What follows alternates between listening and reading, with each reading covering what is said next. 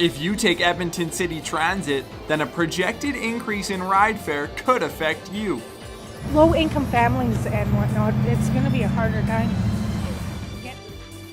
NAIT welcomed more than 140 guests to its first ever Incident Management Team Academy.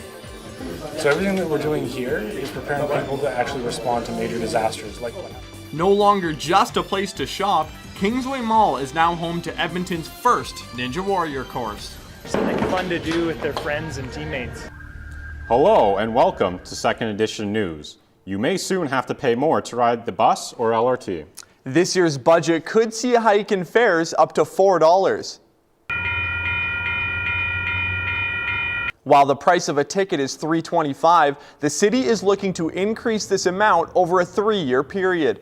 City staff say this will allow expansion. However, many feel the service quality needs to improve before a rise in fare can be justified. For low-income families and whatnot, it's going to be a harder time getting around and whatnot. So I think it's unfair. We pay enough as it is. For those hoping to voice their opinions, a public hearing will be taking place on November 15th. There's officially a new top cop in town as the search for Edmonton's next police chief has come to an end. After a 5-month nationwide search, the Edmonton Police Commission has officially selected Dale McPhee to become the 23rd police chief in the city's history. McPhee will be taking over for former chief Rod Knecht, whose final day was on October 31st. When it comes to leadership in the police force, McPhee is well armed with experience, as he previously served as the police chief in Prince Albert. McPhee says the diversity Edmonton presents as a city is beneficial to the cause. I believe diversity and inclusion are our strengths, and I look forward to utilizing these strengths in helping building and keeping communities safe. Longtime serving police officer Kevin Brzezinski will act as the interim chief until Dale McPhee begins his 5-year term in February. NAIT is leading the way to ensure those directly involved to the response to emergencies and disasters have a common language to communicate. Last week, NAIT held a 5-day Incident Management Team Academy that saw over 140 in attendance. From first responders to county officials, members were taught a basic set of terminology that all parties responding can understand. The Academy also educates guests on an approach used by emergency responders to ensure they are always prepared no matter the circumstances. Having those highly detailed plans won't cover everything. So what we really do is look at what are the big things that we need to do, and that's where the incident command system comes in. On the final day of the course, a mock disaster was put in place to allow those attending the chance to apply the skills taught practically. November 16th marks the beginning of Métis Week in Edmonton, a ceremony to honor the sacrifice of Louis Riel, who died defending Métis rights. I've got 10 people with it.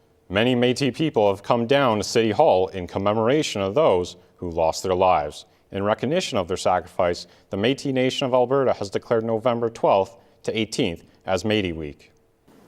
This is a special time of year for Métis people in Alberta and throughout the country as we celebrate Métis Week and pay our special recognition to Louis Riel. Métis Week celebrations will take place up until November 18th. With the help of toothpicks, styrofoam balls, and Edmontonians, the TELUS World of Science is transforming into a volcanic field.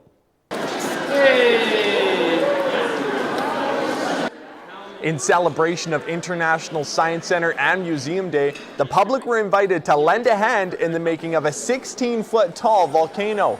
TELUS World of Science guests had the chance to construct their own mini tetrahedron, which was then added on to the structure. Event manager Dan Alfano says the Sierpinski volcano was a perfect fit for this year's event. This year's theme for International Science Center and Science Museum Day is Science as a Human Right. So we want to get everybody involved, everybody active, and hopefully everybody can enjoy the eruption when it happens here in a little bit.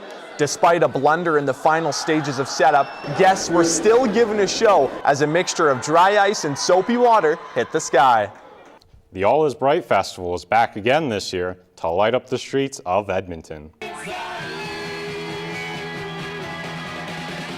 Hundreds of Edmontonians gathered on 124th Street in celebration of the winter season. The festival was host to many local artists and musicians, such as Josh Sahanta and the Denim Daddies. Other activities included puppet shows, street performances, and even sleigh rides. It's to bring people out to the area to celebrate community. It really is a community-focused event. With the event having been open to the public, many people came down to spend the evening with friends and family.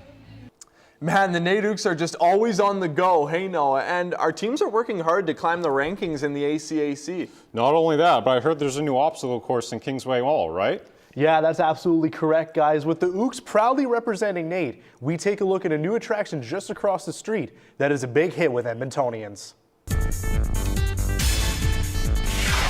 Fans of the popular TV show American Ninja Warrior now have the opportunity to experience firsthand how difficult the obstacles really are here in Edmonton.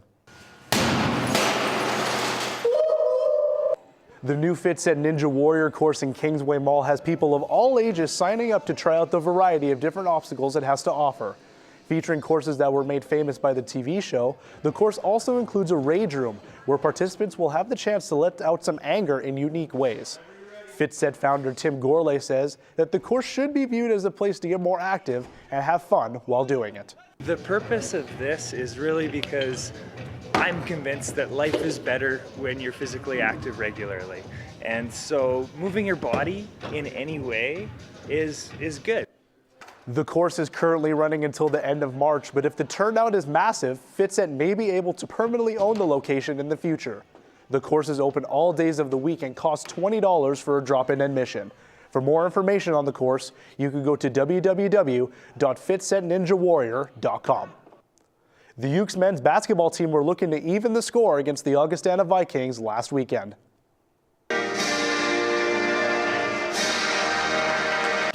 Having been blown out by Augustana the previous night, the Ukes looked to make a statement on their home turf, but the Vikings came out on fire in the first quarter, hitting a trio of three-pointers, taking advantage of the Ukes' missed shots. The Ukes started to give some momentum as center Samson Clear became a rebounding monster, getting board after board on both ends of the court, giving NAIT a late comeback in the first, only trailing by 2 points. Now in the second, Ukes forward Ryan Delwo returns the favor from quarter one and hits 2 shots from deep, but the Vikings kept answering back with baskets of their own, thanks to the Ukes foul trouble and many turnovers, giving Augustana a 4-point lead into halftime. Third quarter now, and both teams get off to a sloppy start, resulting in turnover after turnover. But both teams managed to pick up the pace, and the quarter caps off with Augustana forward Nathan Bowie nailing a half-court shot to beat the buzzer and give the Vikings a 55-52 lead. Quarter number 4, Ryan Delwo is back and puts it into overdrive, hitting threes, layups, and free throws with authority, resulting in a stellar quarter for him as he put up 22 of his 33 total points, giving the Ukes the solidified win over Augustana 90-84, thus avenging last night's loss. Delwo would go on to win Player of the Game and says that he's looking forward to next game, but knows the team needs to fix some problems. I'm feeling pretty good right now. I think we're a scrappy team. We just got to pick up the intensity and pick up the defense, and we'll be there. While most of the Ukes sports teams have started their seasons, the badminton team has not. But not for long, though, as they are set to compete in their first tournament this weekend. With the 2018-19 season just around the corner, the Ukes badminton team are looking to make a statement early.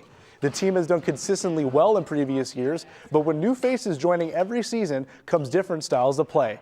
The defending champions are not taking anything for granted and know what to expect this weekend. Team captain Jeffrey Coe says that the winning mentality is still there from last season and expects great results. I feel like our team has prepared enough for this tournament.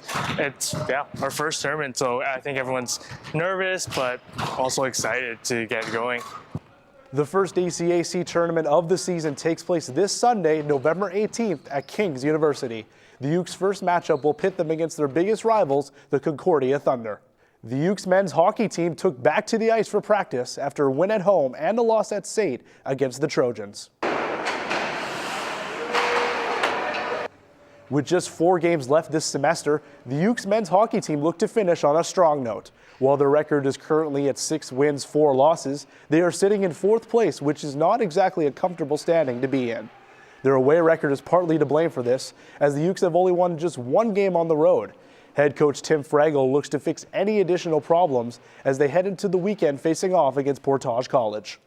Yeah, there's been a couple things. The biggest one that's kind of plagued us is we call it option A. If we see a play, we want to make it. And that's been something we've been focusing on, making that first available play. The Ukes are set to face off against the Voyagers twice this weekend as they head for Portage College in Lac La Biche tomorrow. They'll be back in the Nate Arena on Saturday. Man, that basketball game came down to the wire. Very happy the Ukes prevailed in the end. And how about that Ninja Warrior course, boys? We got a plan today so we can all go check it out. Yeah, I agree, guys. And here's hoping that the badminton team can get off to a good start this weekend. This has been your look at Second Edition News.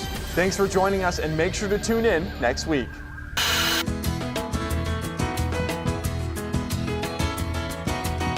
Hello and welcome to Cooking with Ernest. I'm host Ryan Pies. Today I'm joined with Chef Reagan Heck. Reagan, what's a good dad meal? Well, a meal I love to cook for my dad are root beer braised short ribs. So we are going to start by searing the meat. I already have it seasoned with salt and pepper. Okay, so searing, what does that do? That browns the meat and creates a nice flavor. While that's searing, we are going to saute some onions, garlic, and thyme. Is there any other ingredients you can use or any of your favorite? I personally enjoy using these ingredients, but you can use whatever seasonings and herbs you want. Okay, and you said you seasoned it with salt and pepper. Is there anything else you could season it with? You can season it with whatever you want, some cayenne pepper, some onion salt, whatever tickles your fancy. Next, you're going to add some root beer just to the onions and garlic. Okay, what does the root beer do to this dish? The root beer is an acid, so it helps break down the connective tissues in the beef. And after the root beer, we're going to add some brown veal stock. Brown veal stock. What is stock? Stock is essentially simmered bones to get all the flavors out. We are going to bring this to a simmer, and while we're waiting for that, we're going to flip our short ribs. They've got a nice color on them. That's what we are looking for. And would you say this is an inexpensive meal to make? Yeah, it's pretty inexpensive and quick and easy. You just need time. We are going to then add the short ribs to the braising liquid. And how long do they have to sit in there usually? You would cover your pot and put it in an oven at 275 to 300 degrees Celsius, and you would leave it there for 3 to 6 hours until fork tender. Is this one of your favorite meals to make, maybe for a dad? It is my favorite meal to make for my dad. My dad loves it. It looks delicious. I can't wait to try it. You can get more recipes like this on natenewswatch.ca at the recipes tab at the top. I'm Ryan Pies. This is Chef Reagan Heck.